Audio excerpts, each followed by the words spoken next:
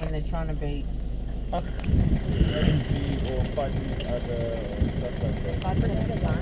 No, predominantly really. The younger bulls will fight each other for prey fighting and tractors. The big bulls fight each other for territory and dominance. Yeah. They actually got three eyes. They got two like us going up and down, and then one like a crocodile going sideways, picking up all the dirt. Don't drop the camera. It's one of those underwater ones. Yeah. You make 8 feet here.